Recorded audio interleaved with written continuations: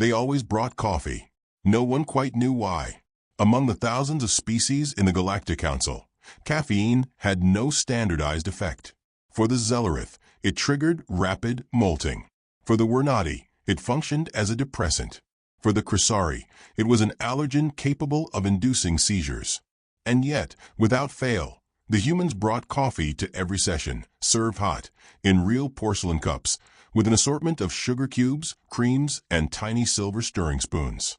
Ambassador James Thorne set the tray down in front of the central podium with a courteous smile. Sleeves of his gray suit crisply rolled back just enough to reveal a wristwatch, an obsolete timepiece by galactic standards, but one that ticked audibly in the silence.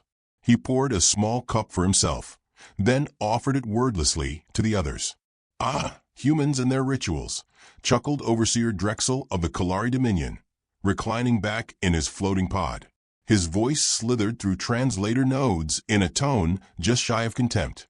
"Tell me, Thorne, is this a peace offering, or do you intend to poison us all with your beloved beans?" Thorne chuckled. "Not too much. Just enough. Merely hospitality, Overseer," he replied, eyes mild behind rimless glasses. "On Earth, we believe small kindnesses often pave the way to grand understandings." His voice was calm, unthreatening, soft-spoken in a room where declarations were often shouted, where grievances were hurled like spears across marble floors and holographic borders. Today's session was convened under Article 4, minor trade dispute, rarely serious, often solved within an hour. Today, it would take longer. Counselor Mrenza, representing the translucent-eyed Warrant, leaned forward. "Ambassador Thorne, please clarify the nature of your complaint. The incident log mentions an unauthorized interception of an Earth convoy, but our records suggest the vessel had entered disputed space." "Disputed," Thorne echoed, sipping his drink. "Forgive me, Counselor, but the vessel was en route to Quadrant Y-12 under protected trade authorization. All parties, including the Kelari, previously recognized its neutrality." Drexel gave a theatrical yawn. "It grazed the outer rim of a security perimeter. Our defense grid auto-engaged. What can we say? Accidents happen." "Fascinating accident," Thorne replied, stirring his coffee. "Especially given the grid activated precisely 7 seconds before our ship breached the zone. Coordinated, one might say." Murmurs fluttered across the chamber like insects. Eyes turned toward Drexel, whose lips curled in the Kelari equivalent of a sneer. "Are you accusing us of something, Ambassador?" "Never," said Thorne smoothly. "Merely observing the efficiency of your military reflexes." Earth's analysts were impressed. Drexel bristled, then laughed, sharp and echoing. "Impressed? You lose a freighter, and you're impressed? Are all humans this easily entertained?" There it was, the old misunderstanding. In the early days of Earth's membership, humanity had been an oddity. Too emotional, too primitive. Their diplomats insisted on face-to-face meetings. They wore tailored clothes, used archaic idioms, and smiled far too often. In a galaxy ruled by cold calculations and sterile policy, Earth was seen as a cultural footnote, cute, passionate, and ultimately harmless. No one feared the footnote, but not everyone laughed. Grand Archivist Taser of the Galactic Dominion observed silently from his obsidian seat, for eyes blinking asynchronously. The Graal had survived 3 extinction events and remembered everything. They had stopped laughing at humans 2 decades ago. "Ambassador Thorne," said Taser at last, "was this convoy carrying anything sensitive?" Thorne met his gaze. It was humanitarian. Agricultural samples, medical diagnostics, filtration systems. Nothing of strategic value. "And yet," Taser continued, voice like breaking shale, "you bring it before the Council." "We believe betrayal, however minor, warrants discussion," Thorne said, "even if it comes dressed as accident." The chamber quieted. Thorne stood, stepping away from the podium. His hands remained open and relaxed, voice casual. "Earth understands errors. We've made many, but we also understand patterns. This is the 3rd accident in 6 months. Each time, a different human vessel, a different excuse." Counselor Vree of the Aquatic Helan Confederacy clicked her fins anxiously. Are you suggesting a conspiracy against your species? No, Thorne said, still smiling. I'm suggesting someone believes Earth will respond with forgiveness, that we'll offer coffee, nod politely, and return to our corner. He placed the spoon down with a delicate clink. Let me be clear. We are here to remain civilized, to trust the Council. But please, do not mistake restraint for weakness. Drexel leaned forward, fangs bared. Are you threatening us, Ambassador? Thorne's smile didn't waver. Of course not. I'm a diplomat. He turned, walking back to his chair, where he sipped from his porcelain cup. The others watched him, unsure of what had just happened. The words had been calm. The tone was gentle. But something cold had slithered beneath the floor. A tremor of discomfort crept through the chamber. Later, in the private corridors behind the amphitheater, Drexel's aide, Saran, a young Kelari with more ambition than caution, confronted his superior. They'll retaliate, she said quietly. Drexel snorted. They can't touch us. The humans are children, puppets of politeness. Children with a growing economic footprint, she pressed. Their defense network expanded by 14% last cycle, and they've signed new treaties with the Krasari and Helan, cooperation pacts that bypass Dominion trade. They bring coffee and ask for permission to breathe, Drexel snapped. They're too soft for war. Saran hesitated. That might be what they want you to believe. Elsewhere, in a hidden alcove overlooking the stars, Taser spoke quietly into a personal recording module. The humans have returned to silence, he said, but the silence tastes like iron, as if something sharp has been drawn but not yet used. Meanwhile, Thorne sat alone in his quarters, removing his glasses and rubbing his temples. The warmth had drained from his cup. He stared at the coffee. It wasn't about tradition or comfort. It was about rhythm, ritual, predictability. Give them what they expect, then take it away. His console pinged. A single encrypted message. Phase 1 complete. Kelari assets compromised. 2 out of 5. Operation Debt Collection standing by. He didn't smile. Instead, he typed a message to Earth. Kelari deny involvement. Will request reparations at next session. Awaiting further instruction. He paused, then added, Coffee is still working. Behind him, the stars turned. Back in the council chamber, conversations resumed. The humans had made their complaint. The vote would likely be dismissed, the incident brushed aside like a speck of dust. Earth would be expected to absorb the insult and move on, as they always did. But Taser watched the stars more closely that night. The Grawl remembered what others forgot. There was once a species on the edge of extinction, scarred by war, remade by fire, tempered by ice. That species had crawled its way back into the stars with a grin and a gun behind its back. And now they serve coffee. The next session was scheduled in 3 days. No one noticed that the human security delegation had changed. The uniforms were sleeker. The emblems on the chest read, Earth Directorate, Division 13. And their ship, modest and unassuming in orbit, had a name etched just above the hangar bay. The Black Wolf. They always brought coffee, but no one asked what they were drinking. The footage played in silence. A grainy overhead scan of the disputed zone looped on the Kelari Defense Ministry's private channel. One moment, empty void. The next, a freighter-class human vessel emerged from slipspace, its transponder blinking civilian, its course straight, its intent clear.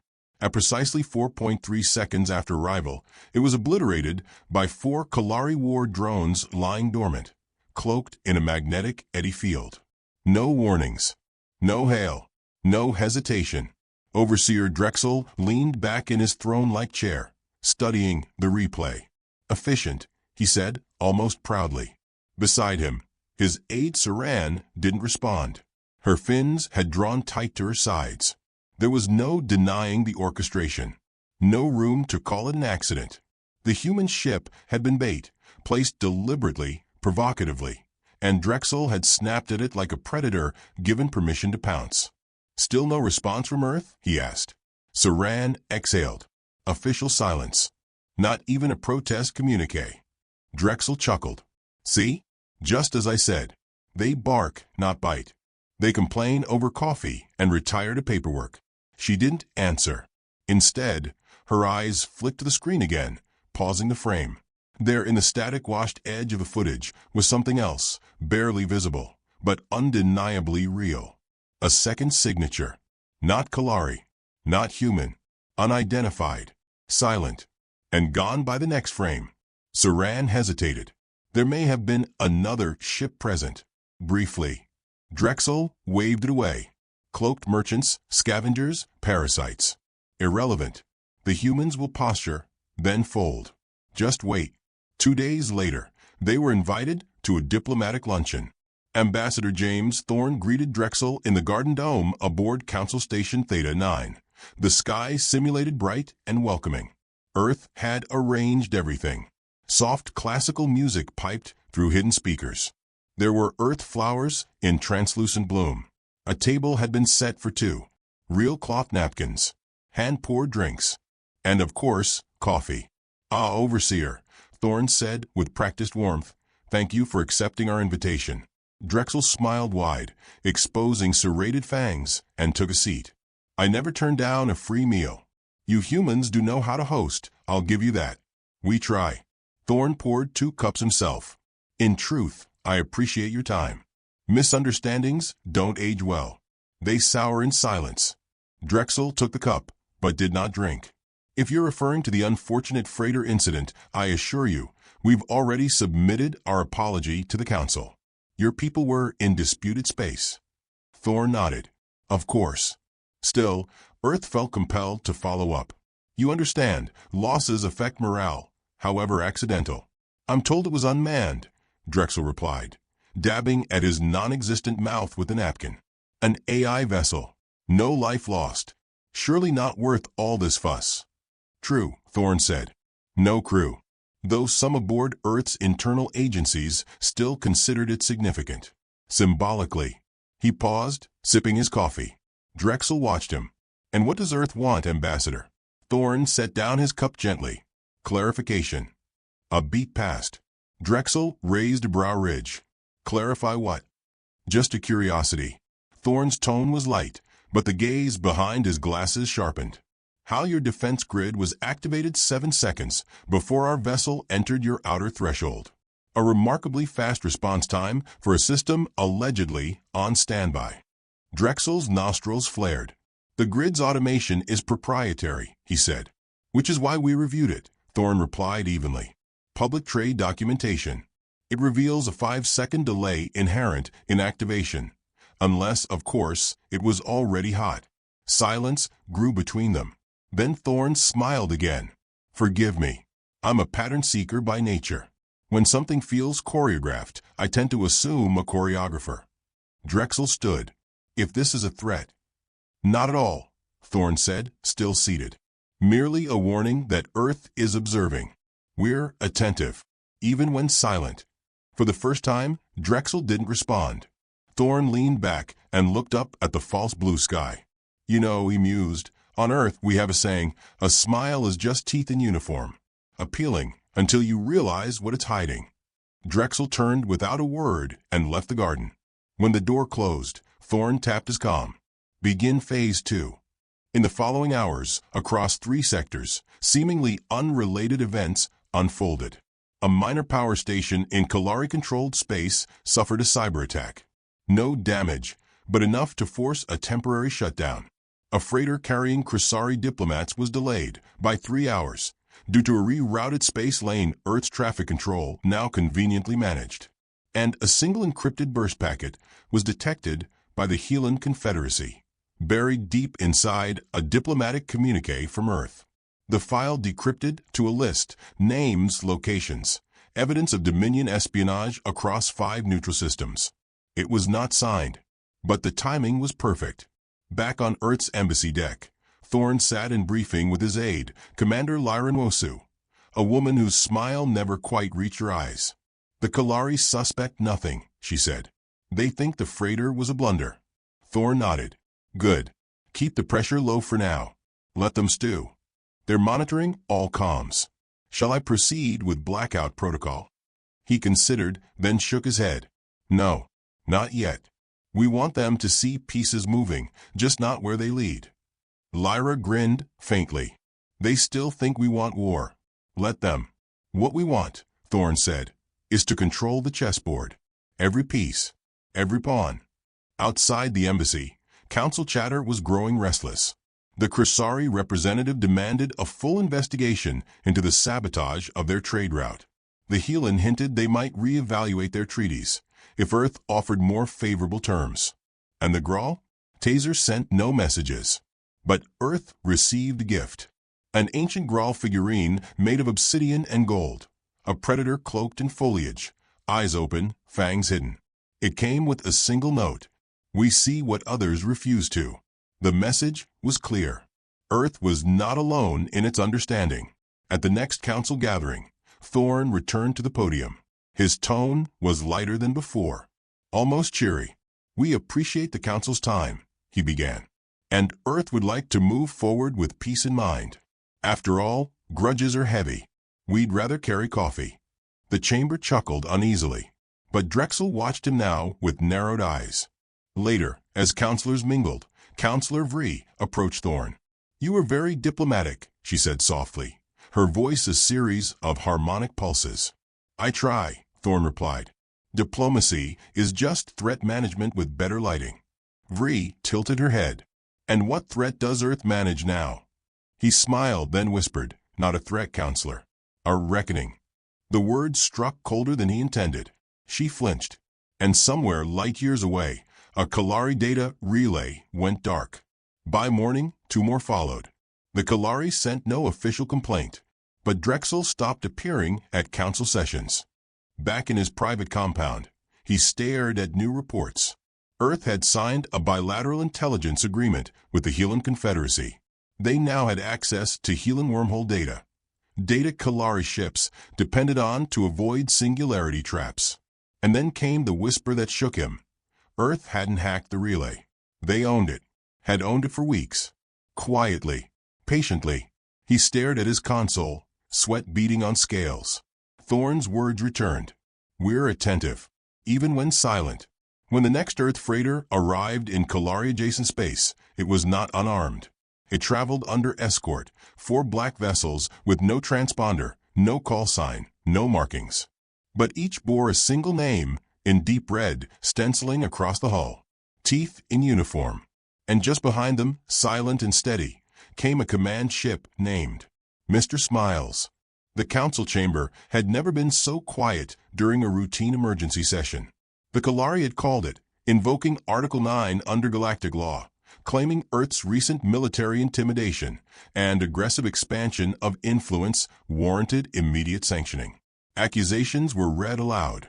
Screens displayed Earth's growing alliances, the new trade routes, the Helan communications satellite that now bore an Earth sigil, and most damning, the silent orbital fleet escorting Earth's cargo ships across disputed zones. They called it coercion. Ambassador James Thorne called it courtesy. When it was his turn to speak, he stood slowly, adjusting his gray cufflinks with meticulous calm. There was no urgency in his movement, no heat in his voice. Members of the council, he began, Earth appreciates the Kelari's passionate concern for procedural integrity. We do, truly. He offered a smile that didn't quite reach his eyes. After all, laws exist to protect the weak from the strong. Or at least, he glanced at Drexel's empty seat, to remind the strong that actions have consequences. There were no interruptions. No laughter this time. Let's be clear, Thorne continued. Earth has not fired a single weapon. We have not invaded, subjugated, or sanctioned. We've offered coffee, signed agreements, upheld every treaty, and yes, repositioned our assets, defensive ones, within permitted space. His words flowed like water, smooth and unyielding. But the Kelari Dominion, he said, has acted with duplicity. Destroyed civilian vessels under the guise of error, orchestrated illegal surveillance on neutral systems, attempted to fracture council unity through misinformation campaigns. Councillor Vree looked at Taser. The Grawl said nothing, but his claws gently tapped the table in rhythm. And yet, Thorne went on, we have not retaliated. We have merely prepared. Because Earth has learned that peace, when unguarded, is an invitation to betrayal. The chamber shifted. A ripple of unease ran through the gathered officials. For years, humans had been predictable, charming, cooperative, transparent. Now, there was something else underneath. An edge. Something ancient and unspoken. Counselor Mrenza finally broke the silence. Ambassador Thorne, what exactly is Earth's current objective?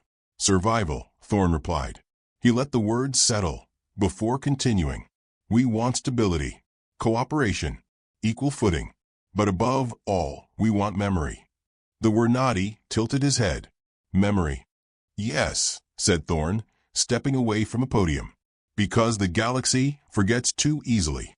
It forgets our history, our wars, our scars. It sees the suit and assumes softness. It sees the smile and assumes surrender. He paused beside Taser's seat, then turned to face them all. But we remember. The long nights. The extinction lines. The fires we walk through.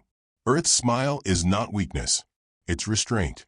And restraint, counselors, is power with manners. Somewhere in the rear of the chamber, someone exhaled sharply. It was not relief, it was realization. Outside, across council territory, the shifts continued. Earth's economic presence doubled in a single cycle. Their comm arrays began linking with allied stations. The Helan fleet quietly switched software protocols to Earth-based systems.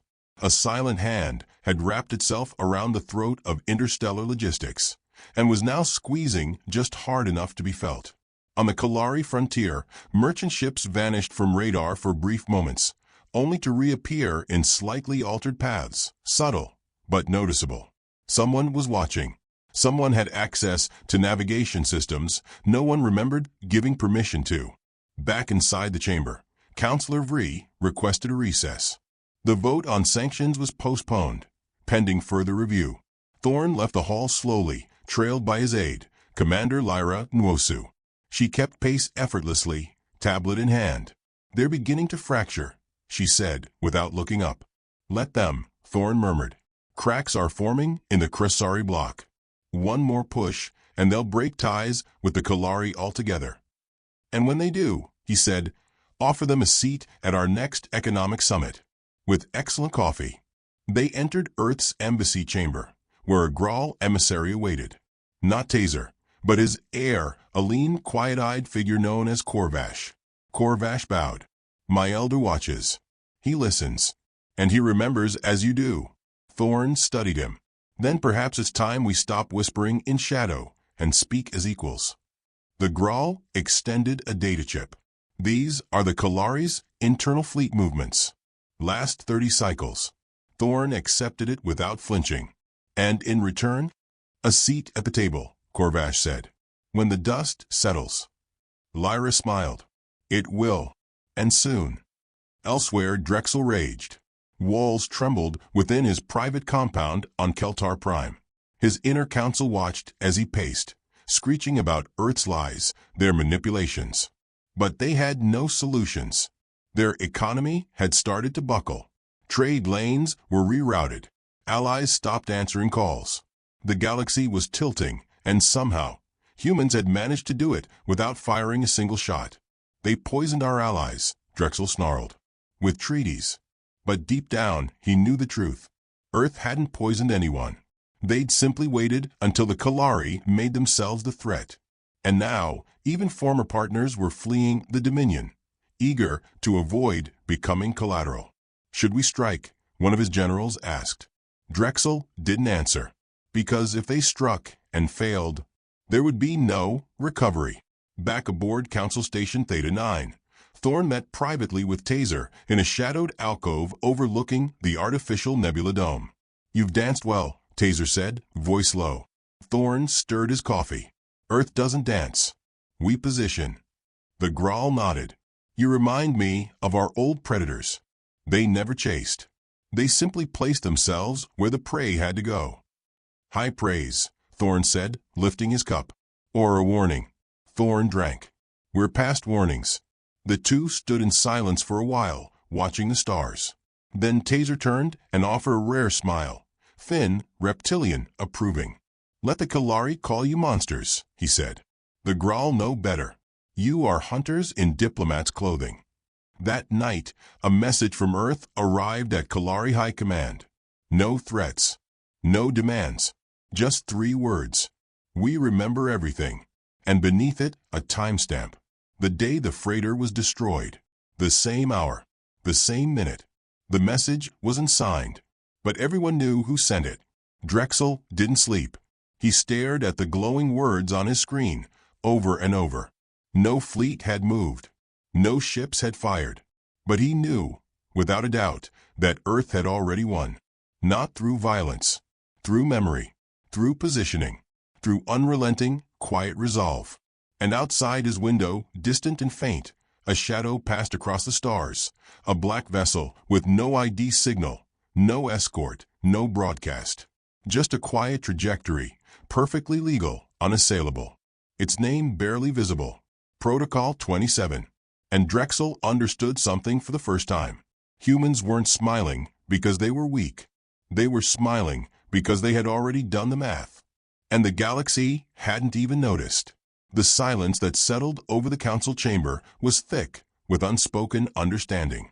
For the first time, even the Kelari seemed hesitant, their posture stiff, their usual arrogance tempered by the weight of something they couldn't quite place.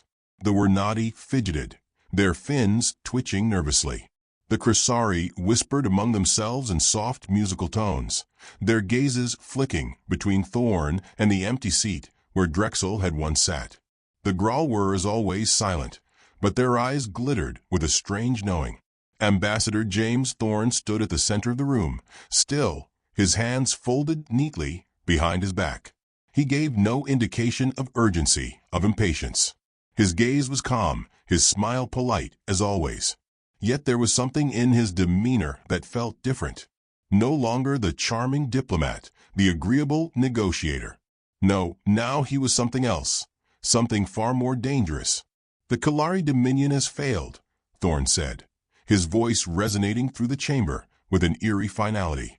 "They failed to account for the most basic of principles, that actions carry consequences." A murmur rippled through the room. Drexel had not arrived to defend his position. He had not answered calls. His fleet had gone dark. His dominion, once a cornerstone of the Galactic Order, was now crumbling in silence. "Drexel is not here," Thorne continued. "But his actions, his lies, they remain." Councillor Mrenza, the Warrant representative, frowned. "Are you accusing us of complicity, Ambassador? Of aiding the Kelari in their complicity?" Thorne interrupted, his smile still present but colder now. "No. You simply allowed the Kelari to play their games. You allowed them to think that they could impose their will on others. On Earth. You saw the strings pulled, but you didn't ask who was holding them."